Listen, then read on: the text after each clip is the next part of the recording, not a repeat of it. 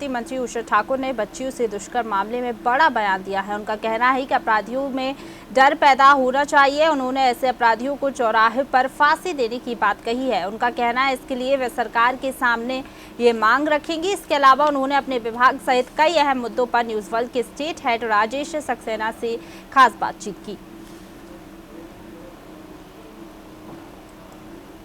पर्यटन और संस्कृति मंत्री उषा ठाकुर हमारे साथ में है। कोरोना काल रहा, तमाम चीजें प्रभावित हुई हैं, कहीं ना कहीं पर्यटन भी प्रभावित हुआ है।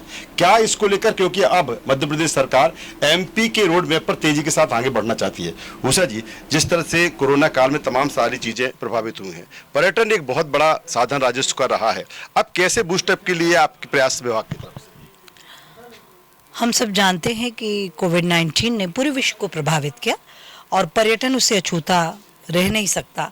पर्यटन को तो उसने सर्वाधिक प्रभावित किया है, पर संपूर्ण विभाग अपनी सारी क्षमताओं के साथ कर्मचारियों को उस प्रकार का प्रशिक्षण दे रहा है और नए नवाचार सब कर रहे हैं। उसमें home stay, rural stay, farm stay कि आदमी प्रकृति के ज़्यादा नज़दीक रह सके, और स्पिरिचुअल टूरिज्म, क्योंकि आध्यात्म भारतीय संस्कृति की रीढ़ है और उसके भीतर असीम साहस, आत्मबल छुपा हुआ है। वो ही ऐसी महामारियों से मुक्ति में सहायक सिद्ध होगा।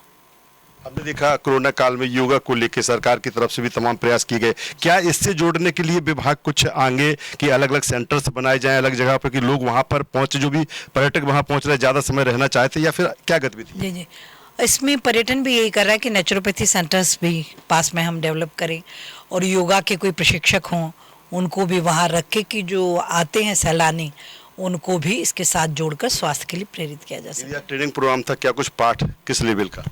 बहुत सुंदर पाठ। हमारी जो पार्टी है, हमारा जो वैचारिक अनुष्ठान है, उसकी कोई ताकत है तो वो प्रशिक्षण है।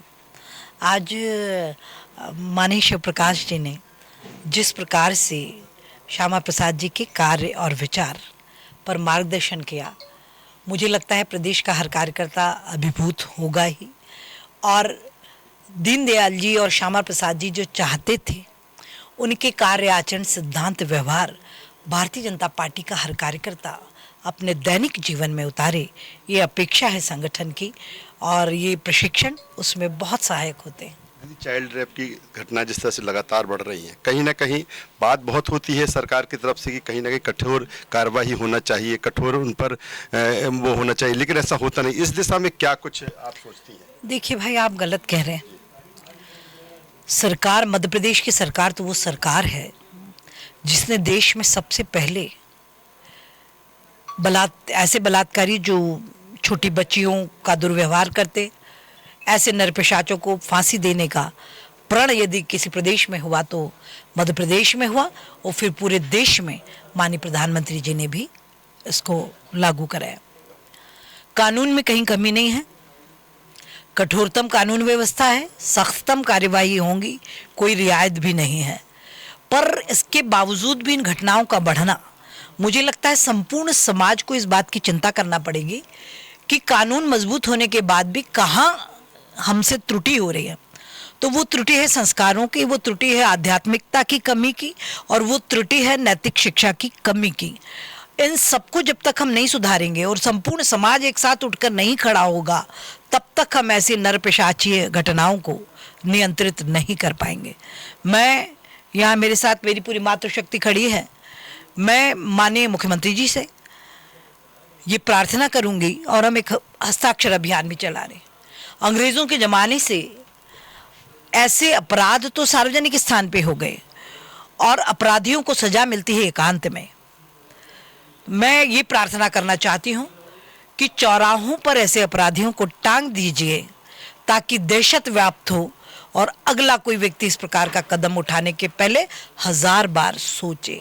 आपका कहने का मतलब कि चौराहे पे फांसी दे देना चाहिए? चौराहे पर फांसी देना चाहिए छोटी बेटियों के, उन बलात्कारियों को। और मुझे लगता है संपूर्ण समाज, सारा मीडिया और हर व्यक्ति इस बात से सहमत होगा कि कैसे ऐसी विभत्स घटनाओं को आप और हम रोकें। सरकार से इसके लिए आप बात करेंगी? जी, हम हस्ताक्षर अभियान चलाएंगे, और मातृशक्ति, छोटी बेटियां और आप जैसे भाई, सबसे पहले आप लोगों की ड्यूटी है कि आप सब इसमें कंधे से कंधा मिलाकर खड़े हो जाएं और इस बात को क्रियान्वित करा के पूरे देश और दुनिया में मध्य प्रदेश एक उदाहरण बने। एक छोटी सी प्रतिक्रिया, कांग्रेस बाल कांग्रेस बनाने जा रही है, संवैधानिक दृष्टि से देखा जाए 16 से 18 साल की उम्र को शामिल किया जाएगा, क्या कहेंगे? जी देखिए, 18 साल के पहले बच्चों को किसी यानी संविधान भी अनुमति नहीं देता कि जब वो परिपक्व होंगे उनको जो विचार अच्छा लगेगा वो उसके साथ जाएंगे। चलिए, तो संस्कृति और पर्यटन मंत्री उषा ठाकुर जिस तरह से कह रही हैं, चाहे उनके हम विभाग की बात करें, कोरोना काल में कहीं ना कहीं विभाग में जो तमाम सारी चीज़ें प्रभावित हुई हैं उनको तेजी से गति लाना, बूस्ट करना, ये प्राथमिकता है। दूसरी तरफ कहीं ना कहीं जो चाइल्ड रेप की घटनाएं बढ़ रही हैं, उनका कहना है कि आवश्यकता है सख्त कानून की, एक ऐसे कानून की जिससे लोगों के बीच में डर पैदा हो। और यहाँ तक उन्होंने कहा है कि ऐसे लोगों को चौराहे पर फांसी दे देना चाहिए। इसके लिए वो सरकार से बात भी करेंगे। कैमरा पर्सन इमरान के साथ राजेश सक्सेना, न्यूज़ वर्ल्ड, भोपाल।